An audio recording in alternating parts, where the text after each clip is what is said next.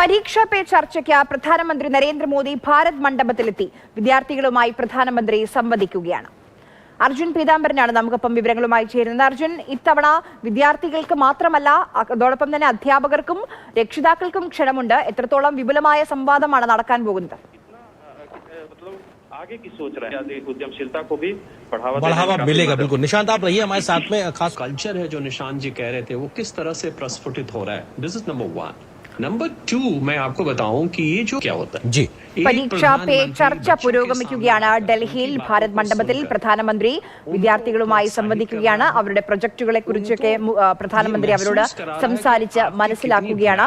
കഴിഞ്ഞ തവണത്തിൽ നിന്ന് വ്യത്യസ്തമായി ഇത്തവണ അധ്യാപകർക്കും അതോടൊപ്പം തന്നെ രക്ഷിതാക്കൾക്കും പരീക്ഷാ പേ ചർച്ചയിലേക്ക് ക്ഷണമുണ്ട്. അവരും ഈ ചർച്ചയുടെ ഭാഗമാകുന്നുണ്ട്. കേന്ദ്ര സർക്കാരിനെ സംബന്ധിച്ച് അവർ വിപുലമായി നടത്തുന്ന ഒരു സംവാദമാണ് ഈ പരീക്ഷാ പേ ചർച്ചയും ചായ് പേ ചർച്ചയും. അതോടൊപ്പം തന്നെ മൻ കി ബാത്തും.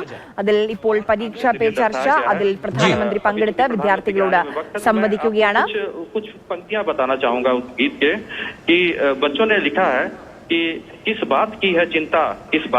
നമുക്ക് കാണാം പലതരത്തിലുള്ള മോഡലുകൾ. അത് സയൻസ് പ്രൊജക്ട് ആയാലും ശരി, മാത്സ് പ്രൊജക്ട് ആയാലും ശരി, ഇതാ പലതരത്തിലുള്ള പ്രൊജക്ടുകൾ. എന്താണ് തങ്ങളുടെ ആശയങ്ങൾ അത് പ്രധാനമന്ത്രിക്ക് മുന്നിൽ വെക്കുകയാണ് കുട്ടികൾ. कठिनाई में राह बनाना, धाराएं हो प्रतिकूल जब कर हिम्मत से അർജുൻ പീതാംബരനുണ്ട് ഡൽഹിയിൽ നിന്ന്. അർജുൻ, വിവരങ്ങൾ. मन की बातें समझाना.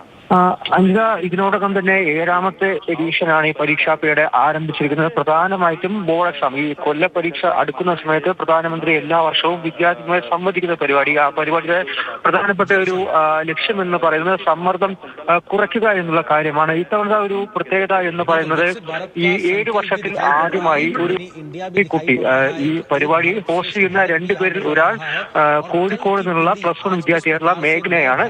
ആദ്യമായിട്ടാണ് കേരളത്തിൽ നിന്ന് ഒരു വിദ്യാർത്ഥി ഈ പരിപാടി, പ്രധാനമന്ത്രിയുടെ ഈ പരീക്ഷാ പേ ചർച്ച എന്ന പരിപാടി പോസ്റ്റ് ചെയ്യാനായി എത്തുന്നത് എന്നുള്ള പ്രത്യേകത കൂടിയുണ്ട്. ഏകദേശം 1.5 മണിക്കൂറാണ് ഈ പരിപാടി നിൽക്കുക.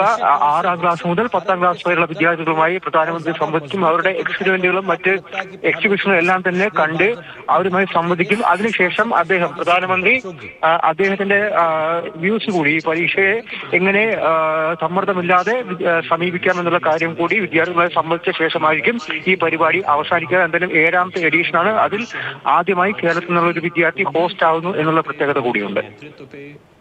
തീർച്ചയായും കേരളത്തെ സംബന്ധിച്ചും വലിയ സന്തോഷം നൽകുന്ന വാർത്തയാണ്.